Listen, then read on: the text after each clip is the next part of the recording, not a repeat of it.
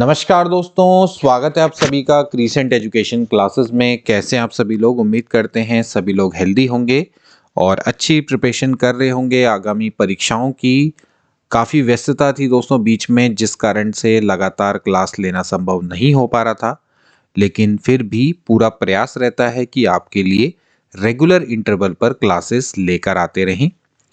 काफ़ी सारे बच्चे टेंशन में हैं कि उत्तराखंड एलटी के फॉर्म आएंगे या नहीं आएंगे। दोस्तों जल्दी ही इसके फॉर्म आने वाले हैं। अभी हाल में ही दोस्तों आपने देखा होगा कि 5 दिसंबर यानी कि कल की डेट को एक एडवर्टीजमेंट जारी किया गया है यूके ट्रिपल एस सी के द्वारा, जिसमें आबकारी सिपाही की पोस्ट आई है। इसके अलावा अन्य पोस्ट भी दोस्तों आई है वहाँ पर। तो क्लियरली दोस्तों वहाँ पर आप देख सकते हैं कि यूके ट्रिपल एस सी के कैलेंडर के अकॉर्डिंग ही दोस्तों चीज़ें हुई हैं। यूके ट्रिपल एस सी का जो प्रीवियस कैलेंडर था उसके अकॉर्डिंग दोस्तों अक्टूबर में विज्ञापन आना था, लेकिन दिसंबर में दोस्तों विज्ञापन आया है। यूके ट्रिपल एस सी के अकॉर्डिंग कैलेंडर के अकॉर्डिंग दोस्तों 21 जनवरी को इसका एग्ज़ाम होना था, लेकिन अभी दोस्तों 31 जनवरी को होना है। यानी कि भले ही एडवर्टीजमेंट लेट में आया है, लेकिन एग्ज़ाम की डेट दोस्तों वही है, ज़्यादा चेंजेस नहीं रखे गए हैं। तो ऐसी दोस्तों अगर आप एलटी की बात करें, नवंबर में इसका आना था फॉर्म, लेकिन अभी तक नहीं आया है। बट दोस्तों मार्च में इसकी डेट को प्रस्तावित किया गया है। तो ऐसे में दोस्तों प्रबल संभावना रहेगी कि मार्च को ही इसका एग्ज़ाम हो जाए। तो इसलिए दोस्तों कोई भी कोर कसर नहीं छोड़नी है। हम भी दोस्तों आपकी पूरी मदद करें। विशेष दोस्तों सीरीज चला रहे हैं, आप एक और सीरीज दोस्तों लेकर आए हैं। यहाँ पर आप देख सकते हैं 31 पार्ट है दोस्तों उत्तराखंड एलटी शिक्षण अभिरुचि के महत्वपूर्ण एमसीक्यू का। 30 एमसीक्यू रहेंगे दोस्तों। तो चलिए आज की क्लास को स्टार्ट करते हैं। और इसके अलावा एक और खुशखबरी आगे बढ़ने से पहले, हमारे 25,000 सब्सक्राइबर दोस्तों पूरे हो चुके हैं। पहले तो बहुत बहुत धन्यवाद आप सभी का कि आप लोगों ने क्रीसेंट एजुकेशन क्लासेस फैमिली को इतना सपोर्ट किया। आगे भी दोस्तों यही आशा रहेगी कि आप इसको सपोर्ट करते रहेंगे और हम आपके लिए इससे भी बेहतरीन वैल्यूबल कंटेंट लेकर आते रहेंगे। बहुत बहुत धन्यवाद। तो चलिए आज की क्लास को शुरू करते हैं। तो आज का दोस्तों पहला क्वेश्चन है, क्वेश्चन नंबर 1 आपकी स्क्रीन पर दोस्तों आएगा। यह किसने कहा? शिक्षा मनोविज्ञान शिक्षा का विज्ञान है। अब देखिए टाइमर भी लगा दिया दोस्तों आपके लिए, ताकि आप टाइमली क्वेश्चंस के जवाब दें। Crow and crow, Skinner, E. A. Pill, Stephen. So who said educational psychology is the science of education? तो आपके सामने 4 ऑप्शन है।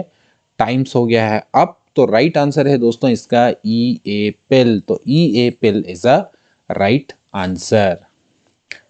अगला क्वेश्चन देखेंगे, क्वेश्चन नंबर 2 आपके स्क्रीन में दिखेगा।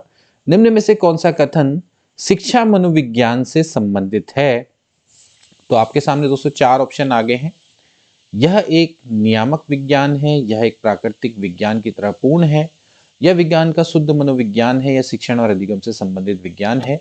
सो which statement is related to educational psychology? आपके सामने 4 ऑप्शन है। ये रेगुलेटरी साइंस है, complete as a natural science, it is a pure psychological science, या फिर it is a science related to teaching and learning. So right answer दोस्तों क्या हो जाएगा? टाइम्स अप हो चुका है दोस्तों। Option number D is the right. यह शिक्षण और अधिगम से संबंधित विज्ञान है। ठीक है ना? तो ध्यान रखना है दोस्तों कि ये शिक्षण और अधिगम से संबंधित विज्ञान है। स्किनर के द्वारा भी दोस्तों यही बोला गया है।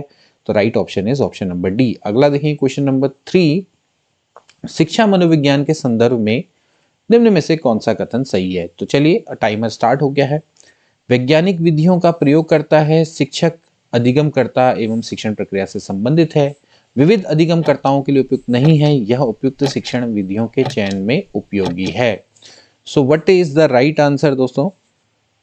राइट आंसर दोस्तों इसका क्या हो जाएगा? ऑप्शन नंबर सी दोस्तों इसका राइट है कि यह विविध अधिगमकर्ताओं के लिए उपयुक्त नहीं है। It is not a right statement in the context of educational psychology. देखिए दोस्तों, ये वैज्ञानिक विधियों का प्रयोग करता है, बिल्कुल शिक्षा में मनोवैज्ञानिक की साइंटिफिक मेथड्स का यूज करके शिक्षा को लाभप्रद बनाना सभी के लिए, यही दोस्तों शिक्षा मनोविज्ञान का मेन उद्देश्य है। इसके अलावा शिक्षक अधिगमकर्ता और शिक्षण प्रक्रिया से दोस्तों संबंधित, इससे पहला प्रश्न तो दोस्तों यही था। अब विविध अधिगमकर्ताओं के लिए उपयुक्त नहीं है, बिल्कुल गलत है दोस्तों। यहाँ पर इंडिविजुअल डिफरेंसेस का दोस्तों सबसे ज़्यादा ख्याल रखा जाता है। मनोवैज्ञानिक नियमों का प्रयोग इसलिए किया जाता है, अलग अलग बच्चे हैं, डिफरेंट डिफरेंट बच्चे होते हैं, उनकी क्षमताएं अलग होती हैं, उनकी योग्यताएं अलग होती हैं, उनके सभी के दोस्तों जो रुचियां होती हैं वो भी अलग अलग होती हैं, तो उसका तो बिल्कुल ध्यान में रखा जाता है। ठीक है, तो सी वाला ऑप्शन दोस्तों इसका करेक्ट नहीं है, मतलब कि in the context of educational psychology and उपयुक्त शिक्षण विधियों के चयन में उपयोगी, तो डी वाला ऑप्शन भी दोस्तों करेक्ट हो जाएगा। चलिए क्वेश्चन नंबर 4 देखेंगे। निम्न में से कौन सी शिक्षा मनोविज्ञान प्रकृति नहीं है? तो ऑप्शन आपके सामने हैं, व्यवहारात्मक विज्ञान, धनात्मक विज्ञान, नियामक विज्ञान या फिर अनुप्रयोगात्मक विज्ञान। ठीक, तो राइट आंसर क्या होगा दोस्तों? Behavioural science, positive science, normative science या फिर अप्लाइड साइंस। तो राइट आंसर दोस्तों क्या हो जाएगा? इसका राइट आंसर हो जाएगा ऑप्शन नंबर सी, नियामक विज्ञान। देखिए, ये शिक्षा मनोविज्ञान की प्रकृति नहीं है। शिक्षा मनोविज्ञान दोस्तों नॉर्मेटिव साइंस नहीं है।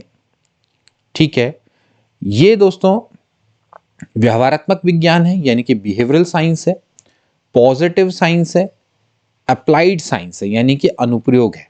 ठीक है, तो ये कभी भी दोस्तों शुद्ध विज्ञान नहीं है, मानक विज्ञान या फिर आदर्श मुल्क विज्ञान कभी नहीं होता है ये। तो ध्यान रखना है कि सी वाला ऑप्शन बिल्कुल करेक्ट। अगला देखिए क्वेश्चन नंबर 5। किसने लिपजिंग विश्वविद्यालय जर्मनी में पहली मनोविज्ञान की प्रयोगशाला स्थापित करी? Timer start. फ्रांसिस गाल्टने, जेबी वॉटसन, विलियम वुंट या फिर जेम्स ड्रेवर। तो कौन इसका राइट आंसर है? Who established the first psychology laboratory in the university of Leipzig Germany? So option correct कौन सा होगा दोस्तों? Option number C is correct. William Wundt के द्वारा दोस्तों इसको स्थापित किया गया था। पहली साइकोलॉजिकल लैबोरेटरी दोस्तों जर्मनी में स्थापित की गई थी, जो कि विलियम वुंट के द्वारा स्थापित की गई थी। ठीक है ना, ये संरचनावादी मनोवैज्ञानिक थे जिनके द्वारा 1879 में सबसे पहली मनोविज्ञान की प्रयोगशाला की स्थापना करी गई थी। चलिए नेक्स्ट क्वेश्चन देखेंगे। क्वेश्चन नंबर 6, बालक का विकास प्रभावित होता है। चलिए ऑप्शंस हैं आपके सामने। केवल संस्कृति से, आनुवंशिकता एवं वातावरण से, केवल आनुवंशिकता से या फिर केवल वातावरण से। सो राइट ऑप्शन दोस्तों क्या हो जाएगा? ध्यानपूर्वक देखेंगे। So right option is times up, option B is right. यानी कि बालक का जो डेवलपमेंट है दोस्तों वो आनुवंशिकता और वातावरण दोनों से दोस्तों प्रभावित होता है। बालक के विकास में वंशानुक्रम और वातावरण दोनों समान रूप से योगदान करते हैं, दोनों एक दूसरे को कॉम्प्लीमेंट करते हैं। अगला क्वेश्चन देखें, क्वेश्चन नंबर 7। निम्न में से कौन सा कथन सही नहीं है? ऑप्शन आपके सामने क्या है? विकास लंबवत सीधा ना होकर वर्तुलाकार होता है, विकास सामान्य से विशिष्ट की ओर को होता है, विकास की गति की दर एक सी रहती है, विकास की प्रत्येक अवस्था के अपने खतरे हैं। तो राइट आंसर क्या होना चाहिए? देखिए राइट आंसर ये हो जाएगा भैया ऑप्शन नंबर सी, यानी कि rate of growth remains the same, it is not correct. विकास की गति की दर एक समान दोस्तों नहीं रहती है, प्रत्येक व्यक्ति में अलग अलग होती है। विकास हमेशा दोस्तों व्यक्तिगत होता है। ठीक, तो गति की दर एक सी नहीं रहती है, किसी में तेजी से विकास होता है, किसी में थोड़ा हल्के विकास होता है। तो गति की जो दर है वो डिफरेंट रहती है। बाकी विकास लीनियर ना होके स्पाइरल होता है। इसके अलावा विकास हमेशा दोस्तों सामान्य से विशिष्ट की ओर को होता है। विकास की प्रत्येक अवस्था के अपने डेंजर्स होते हैं। अगला देखेंगे क्वेश्चन नंबर 8। अपनी सामाजिक विकास की प्रक्रिया में बालक समूह बनाता है, कौन सी अवस्था है? चलिए टाइमर स्टार्ट कर देते हैं। शैशवावस्था, किशोरावस्था, प्रौढ़ावस्था, बाल्यावस्था। जहां पर सोशल डेवलपमेंट के केस में बच्चा ग्रुप बनाता है, तो what is the right answer? So option number D is correct. बाल्यावस्था दोस्तों एक ऐसी अवस्था होती है जहां पर बालक समूह बनाना स्टार्ट करता है, ठीक है ना, या प्रारंभ करता है, ठीक है। तो जब वो बाल्यावस्था में ग्रुप बनाना स्टार्ट करता है तो दोस्तों वो उसकी सामाजिक विकास की प्रक्रिया कहलाती है, क्योंकि सामाजिक विकास भी होता है, जैसे बच्चे में कई तरह के विकास होते हैं, सामाजिक विकास, शारीरिक विकास, ठीक है, भावात्मक विकास, कई तरह के विकास है दोस्तों। जो सामाजिक विकास है उसके अंतर्गत दोस्तों ये विकास है कि भैया बच्चा ग्रुप बनाना स्टार्ट करता है। अगर इसके बदले क्वेश्चन ये होता है कि बालक समूह का सक्रिय सदस्य कब बनता है, तो किशोरावस्था की अवस्था में बनता है, ठीक है। सो अगला देखें क्वेश्चन नंबर 9। निम्न में से कौन सी परिपक्व नैतिकता की विशेषता नहीं है? Which of the following is not the characteristics of mature morality? Option देखेंगे, स्वयं और लोगों की भावनाओं पर ध्यान देना, स्थिति संबंधी तथ्यों और उनके परिणामों पर ध्यान देना, प्राकृतिक परिणामों पर अनुशासन, या नैतिक सिद्धांतों का निर्माण और उनके संशोधन की योग्यता। So what is the right option? Option number C is right, ठीक। प्राकृतिक परिणामों का अनुशासन यानी कि डिसिप्लिन ऑफ नेचुरल कॉन्सिक्वेंसेस, ये दोस्तों इसके अंतर्गत नहीं आता है, ठीक। जब हम परिपक्व नैतिकता यानी कि मैच्योर मोरालिटी की बात करते हैं तो स्वयं और लोगों की भावनाओं पर ध्यान देना, paying attention to yourself and people's feeling. इसके अलावा attention to the fact of the situation and its consequences, ठीक है, परिणामों पर ध्यान देना और फैक्ट तथ्यों पर ध्यान देना, ठीक है। इसके अलावा नैतिक सिद्धांतों के निर्माण और उनके संशोधन की योग्यता, ये सब दोस्तों मैच्योर मोरालिटी के अंतर्गत दोस्तों आता है। पर प्राकृतिक परिणामों का अनुशासन ये दोस्तों इसके अंतर्गत नहीं आता, ये इसकी विशेषता नहीं है। अगला देखेंगे क्वेश्चन नंबर 10। कौन सा नकारात्मक संवेग का प्रकार है? नेगेटिव इमोशंस का टाइप कौन सा है? स्नेह, भय, वात्सल्य या फिर आमोद, अफेक्शन, फियर, टेंडरनेस या फिर अम्यूजमेंट। तो राइट ऑप्शन क्या हो जाएगा दोस्तों? Option number B is right. दोस्तों ये जो भय है यानी कि फेयर, टेरर भी कह सकते हैं इसको दोस्तों, ये दोस्तों किसका एग्जाम्पल है? ये नेगेटिव इमोशन का एग्जाम्पल है, ठीक। नेगेटिव संवेग में कौन कौन आते हैं दोस्तों? जैसे कि क्रोध है, चिंता, घृणा, भय, निराशा, ये सब दोस्तों नेगेटिव इमोशंस के अंतर्गत आते हैं। क्वेश्चन नंबर 11 देखेंगे। निम्न में से किशोरावस्था की विशेषता नहीं है, आपको बताना है। परिवर्तन का काल, संक्रमण का काल, यथार्थता का काल या फिर समस्याओं की बहुलता। Period of change, transition period, period of reality and multiplicity of problem. Okay, so right answer दोस्तों क्या होगा? राइट आंसर हो जाएगा ऑप्शन नंबर सी, यथार्थता का काल यानी कि period of reality is not the characteristics of adolescence.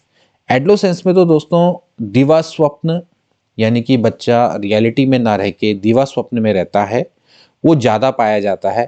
तो यथार्थता का समय कौन सा होता है दोस्तों? एक्चुअली ये होता है चाइल्डहुड यानी कि बाल्यावस्था। ये बाल्यावस्था में यथार्थ चीज़ों पर ज़्यादा ध्यान होता है, यहाँ पर दिवा स्वप्न ज़्यादा आते हैं। तो परिवर्तन का काल है, बिल्कुल करेक्ट है। संक्रमण का काल है, ट्रांजिशन पीरियड है, लेकिन पीरियड ऑफ रियलिटी नहीं है। मल्टीप्लिसिटी ऑफ प्रॉब्लम, समस्याएं बहुत रहती हैं, ये दोस्तों किशोरावस्था की विशेषताएं हैं। सी वाला ऑप्शन राइट हो जाएगा। मानव विकास के संबंध में कौन सा गलत है? विकास रेखीय होता है, विकास पूर्वानुमेय होता है, विकास निरंतर होने वाली प्रक्रिया है, विकास सामान्य से विशिष्ट की ओर को चलता है। कौन सा दोस्तों आपने बताना है। अभी दोस्तों इससे पहले भी हमने इस तरह का क्वेश्चन किया था। देखिए डेवलपमेंट कभी भी लीनियर नहीं होता है, ए वाला ऑप्शन दोस्तों इसका करेक्ट हो जाएगा। विकास रेखीय होता है, विकास रेखीय नहीं होता दोस्तों, जबकि विकास क्या होता है? स्पाइरल होता है, स्पाइरल यानी कि वर्तुलाकार, ठीक। तो वर्तुलाकार होता है। इसके अलावा development is predictable, development is a continuous process, development moves from general to specific, all are right. ठीक है, तो ध्यान रखना है। अगला देखेंगे, पूर्व अनुभवों को जोड़ते हुए दोस्तों आगे बढ़ने में विकास। ठीक है, इसके अलावा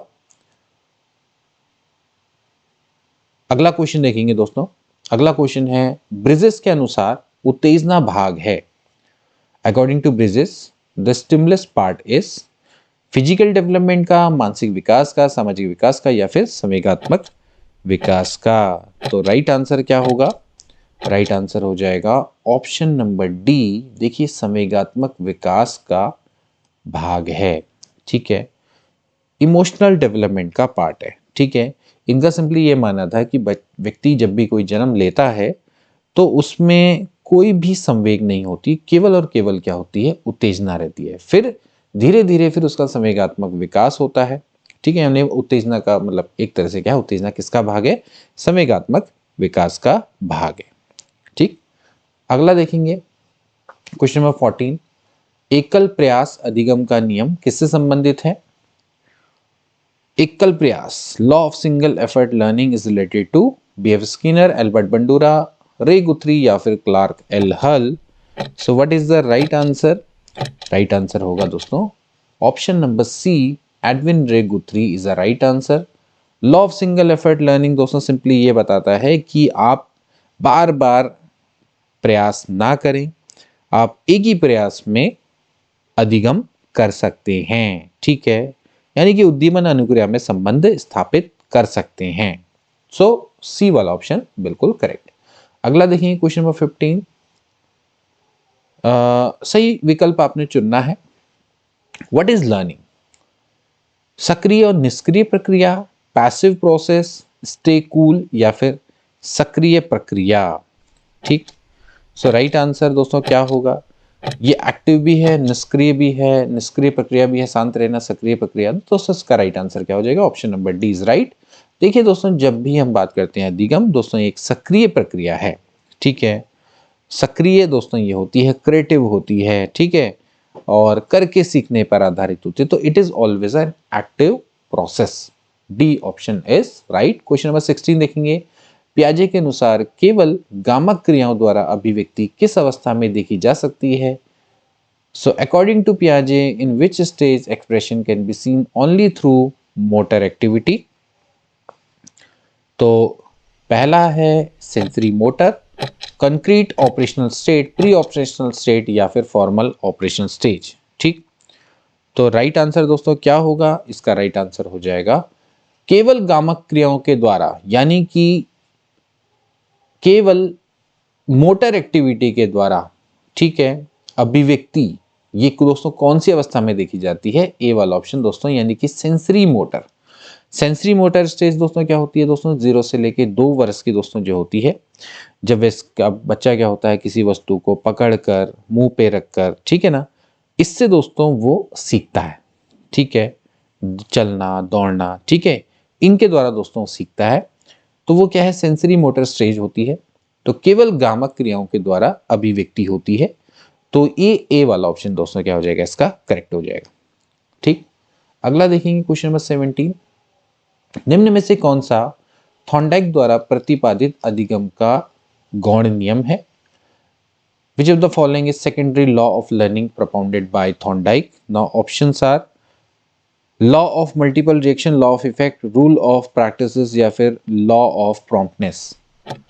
So right answer क्या हो जाएगा दोस्तों? right answer हो जाएगा ऑप्शन नंबर ए करेक्ट, बहुरूपी अनुक्रिया का नियम। देखिए 3 इंपॉर्टेंट नियम है दोस्तों, प्रभाव का नियम, अभ्यास का नियम और तत्परता का नियम। इसके बाद दोस्तों इसके अंडर ही दोस्तों आपका क्या आता है? बहु अनुक्रिया का नियम आता है। ठीक है ना, क्योंकि जब भी कोई व्यक्ति है उसके सामने जब भी कोई समस्या आती है तो उसको सुलझाने के लिए वो कई तरह की अनुक्रियाएं करता है। ठीक, और वो तब तक अनुक्रियाएं करता है जब तक कि उसको समस्या का समाधान ना मिल पाए। तो ये दोस्तों क्या है? ये गौण नियम है, यानी कि सेकेंडरी लॉ है। ठीक है, जो प्राइमरी लॉ है दोस्तों वो कौन कौन से? प्रभाव का नियम, अभ्यास का नियम और तत्परता का नियम। इसके अंतर्गत दोस्तों ये आपके 5 गौण नियम आते हैं, ध्यान रखना है। अगला देखेंगे, अनुभव के रूप में लोगों के व्यवहार में कोई भी परिवर्तन कहलाता है। चलिए, सीखना, शिक्षण, प्रशिक्षण, मानचित्रण। अनुभव के रूप में लोगों के व्यवहार में कोई भी परिवर्तन, this is result of experience, change in behaviour as a result of experience. दोस्तों option number B is right, this is known as a सीखना या फिर अधिगम। ठीक है, अनुभव के द्वारा व्यवहार में कोई भी जो परिवर्तन होता है दोस्तों, उसी को हम लर्निंग बोलते हैं या फिर सीखना। तो अधिगम व्यवहार में अनुभव अभ्यास से होने वाला परिवर्तन है। ठीक, अगला देखेंगे क्वेश्चन नंबर 19, अभिक्रमित अनुदेशन अधिगम सिद्धांत का एक अनुप्रयोग है। अभिक्रमित अनुदेशन अधिगम सिद्धांत की एक एप्लीकेशन है, किसकी है दोस्तों? क्लासिकल कंडीशनिंग या फिर गेस्टाल्ट या फिर ऑपरेंट कंडीशनिंग या फिर कॉग्निटिव डोमेन। सो राइट ऑप्शन क्या होना चाहिए दोस्तों? राइट ऑप्शन क्या हो जाएगा दोस्तों? Option number B is correct. ठीक है, option number B, not option number B दोस्तों, ऑप्शन नंबर बी नहीं होना चाहिए, ये दोस्तों गलत है। गेस्टाल्ट नहीं होना चाहिए दोस्तों, इसका राइट आंसर होना चाहिए दोस्तों ऑप्शन नंबर सी, यानी कि ऑपरेंट कंडीशनिंग इज राइट। क्रिया प्रसूत सिद्धांत से दोस्तों करेक्ट है, ऑप्शन नंबर बी नहीं होगा दोस्तों, ये यहाँ पर गलत दिया हुआ है, इसके लिए इसको हटाएंगे। तो option number C is right. ठीक है, जो प्रोग्राम इंस्ट्रक्शन है दोस्तों, ये आपका अभिक्रमित अनुदेशन सिद्धांत, ये क्रिया प्रसूत अनुबंधन सिद्धांत पर दोस्तों आधारित है। ठीक है, तो इसमें होता क्या है कि जो भी आपको सीखना है आप उसको छोटे छोटे पार्ट्स में क्या करते हैं, डिवाइड करते हैं। उसके बाद जैसे ही आप कोई क्रिया करते हैं उसके बाद तुरंत बच्चों को परिणाम भी दिया जाता है। इसमें शिक्षार्थी अपनी गति से सीखता है। तो इसलिए दोस्तों ये जस्ट लाइक ऑपरेंट कंडीशनिंग की तरह है, क्रिया प्रसूत अनुबंधन सिद्धांत की तरह है। ठीक है, तो राइट ऑप्शन इज सी। ठीक, अगला देखेंगे क्वेश्चन नंबर 20, किसी भी विद्यार्थी को अधिगम और समस्या समाधान हेतु दी जाने वाली सहायता क्या कहलाती है दोस्तों? अंतरीकरण, स्कैफोल्डिंग, अनुकलन या फिर assimilation. So what is the right answer दोस्तों? राइट आंसर है बी वाला, scaffolding. Scaffolding is the right answer. ठीक है, स्कैफोल्डिंग दोस्तों वही होता है कि भैया जिसकी सहायता से आप विद्यार्थी को अधिगम और उसकी समस्या को समाधान करने में सहायता प्रदान करते हैं। ठीक है, अब स्कैफोल्डिंग जनरली टीचर्स के द्वारा दी जाती है या फिर किसी आपके पेरेंट्स के द्वारा या फिर कोई बड़े एल्डर्स होते हैं जो कि आपको आगे बढ़ने में मदद करते हैं, आपको समस्या समाधान के लिए सहायता करते हैं। ठीक है, तो स्कैफोल्डिंग बी वाला ऑप्शन करेक्ट हो जाएगा। अगला देखेंगे क्वेश्चन नंबर 21। क्वेश्चन नंबर 21 देखेंगे, संवेगात्मक बुद्धि का पद का प्रयोग सर्वप्रथम मनोवैज्ञानिक डॉक्टर पीटर सालाय एंड जॉन डी मेयर द्वारा किस वर्ष में किया गया? इमोशनल इंटेलिजेंस का प्रयोग दोस्तों कब किया गया? तो राइट आंसर क्या हो जाएगा दोस्तों? Right answer is option number 9 सी, यानी कि 1990 में ही दोस्तों इमोशनल इंटेलिजेंस टर्म्स का सबसे पहले प्रयोग पीटर सालाय और जॉन मेयर के द्वारा किया गया। ठीक है, तो पीटर साल्वे और जॉन मेयर के द्वारा कब किया गया? 1990 में संवेगात्मक बुद्धि का सर्वप्रथम प्रयोग किया गया। अगला देखेंगे क्वेश्चन नंबर 22। क्वेश्चन नंबर 22 देखेंगे, जीन पियाजे ने बालक को उसके वातावरण के मध्य चलने वाली परस्पर क्रिया द्वारा निर्मित समतुल्यन को क्या कहा है? क्या ऑप्शन दोस्तों इसका करेक्ट होगा?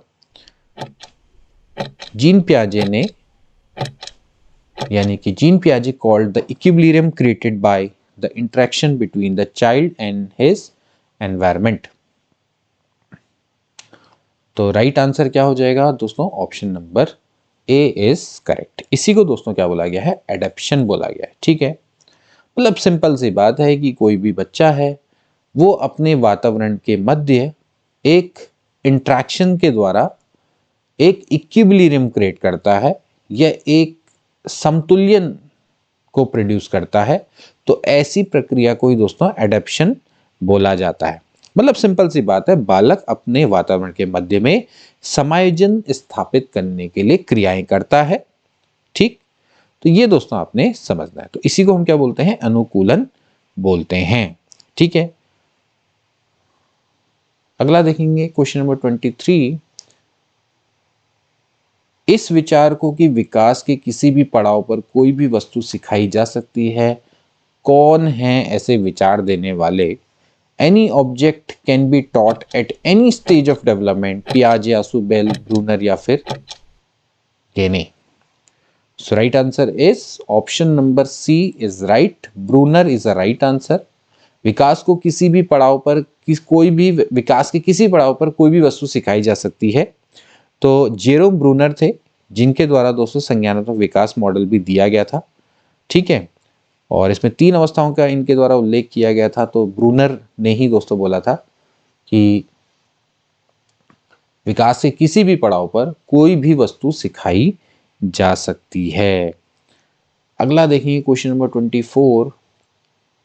क्वेश्चन नंबर 24 क्या कहता है दोस्तों, मेटा कॉग्निशन अर्थात संज्ञान की प्रक्रिया निम्न में से जिस पर आधारित है वह है किसी के द्वारा अपने कार्यों एवं मानसिक शक्तियों के प्रति स्व संज्ञान, बहुआयामी बुद्धि एवं मानवीयता संज्ञान, सह अस्तित्व एवं सामाजिकता का संज्ञान या फिर गणितीय समस्याओं के समाधान सक्षमता। मेटा कॉग्निशन यानी कि संज्ञान की प्रक्रिया किस पर आधारित है? Self awareness of one's action, mental powers, multi dimensional intelligence and humanistic cognition, coexistence and cognition of sociality और ability to solve mathematical problem.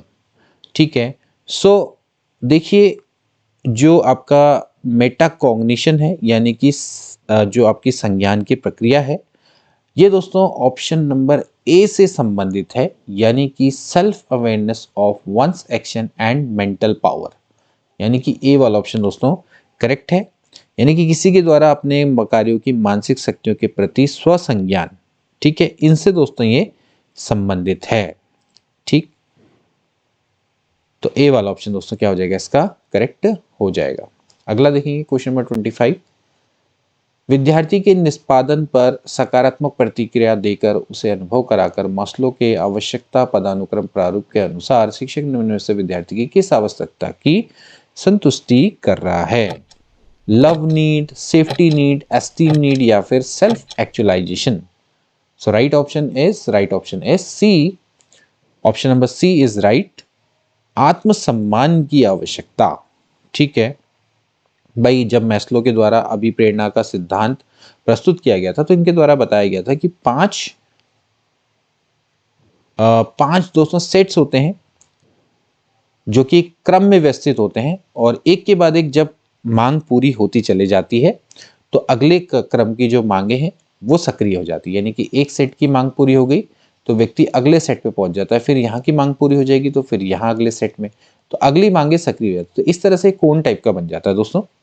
तो यहाँ पर सबसे जो इम्पोर्टेंट मांग होती है तो उसमें आपकी क्या होती है, आत्मसम्मान की मांग होती है, यानी कि एस्टीम नीड। ठीक, तो ये दोस्तों इसका क्या है, बी सी वाला ऑप्शन दोस्तों क्या हो जाएगा, इसका करेक्ट हो जाएगा। तो अगर कोई विद्यार्थी है वो अच्छी परफॉर्मेंस देता है तो उस पर अगर कोई टीचर है वो छात्र को एक अच्छा फीडबैक दे रहा है, सकारात्मक प्रतिक्रिया दे रहा है, तो वो उसकी छात्र की एक अपना एक सेल्फ एस्टीम होता है, उसकी आवश्यकता की वो पूर्ति कर रहा है। ठीक है, अगला देखेंगे क्वेश्चन नंबर 26। अभिप्रेरणा चक्र के किस घटक के परिणाम स्वरूप दैहिक अथवा मनोवैज्ञानिक संतुलन स्थिति की पुनः प्राप्ति होती है? प्रोत्साहन, आवश्यकता, प्रणोद या फिर प्रेरक। Incentive, need, drive, motivation, motive. So what is the right option? Right option is option number A. अभिप्रेरणा में दैहिक अथवा मनोवैज्ञानिक संतुलन स्थिति की पुनः प्राप्ति होती है। किसमें दोस्तों होती है? ये प्रोत्साहन में होती है। अभिप्रेरणा चक्र में आपको बताया है कि सबसे पहले क्या होती है, आवश्यकता, फिर आवश्यकता ही से ही दोस्तों क्या होता है, अंतर्नोद का जन्म होता है, यानी कि ड्राइव का। ठीक है, ड्राइव से ही दोस्तों आपको तनाव होता है जिससे कि प्राणी क्रिया करने के लिए प्रेरित होता है।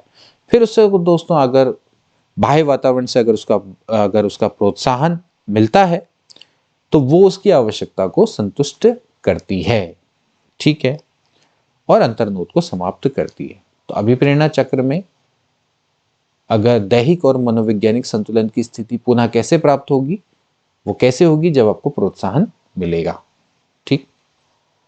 यानी कि अगर भूखा है कोई व्यक्ति, तो उसको अगर खाना मिल जाए तो वही उसके लिए क्या है, प्रोत्साहन है, जिससे कि उसकी दैहिक और मनोवैज्ञानिक संतुलन स्थिति की उसको पुनः प्राप्ति होगी।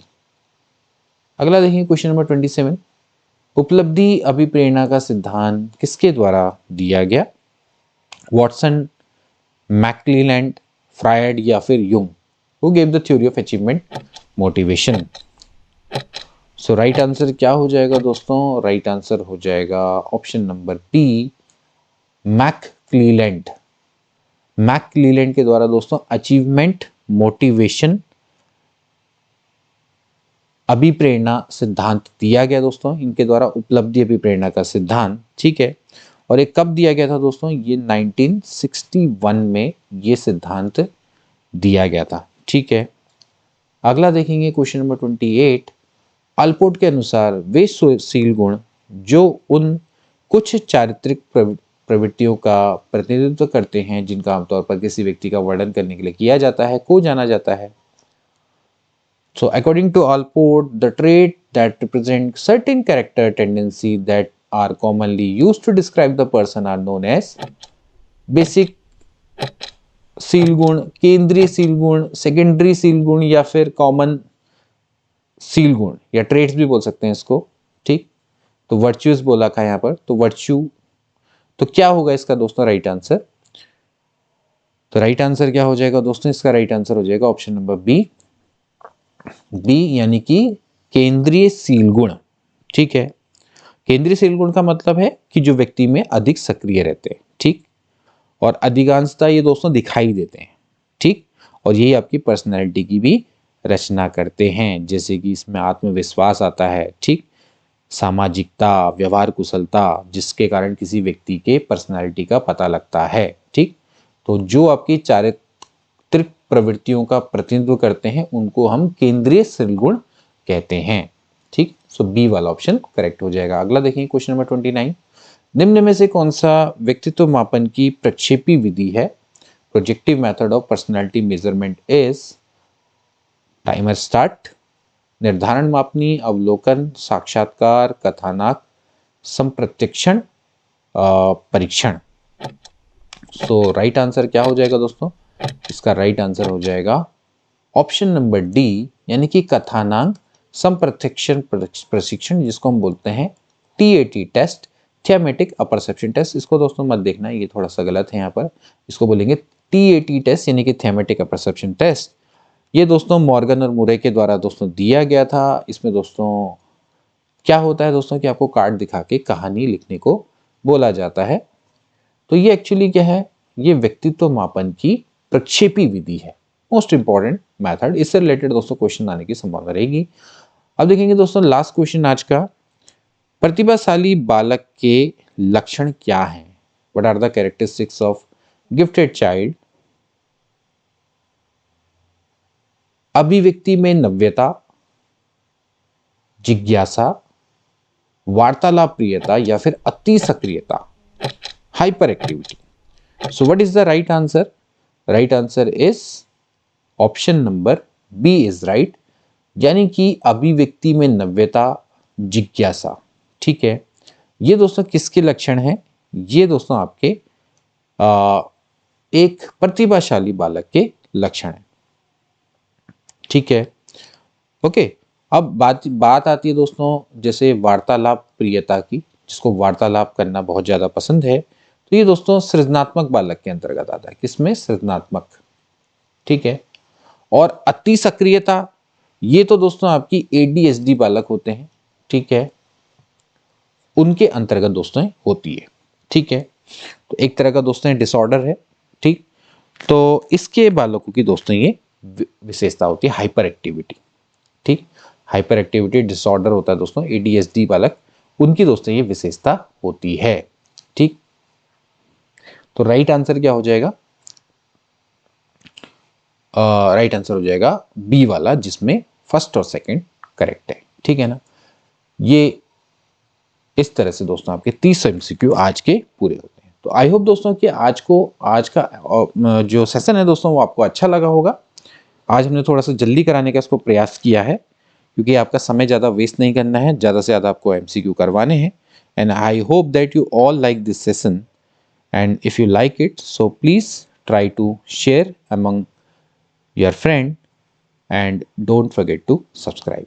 मिलते हैं नेक्स्ट क्लास में, तब तक के लिए take care and good bye.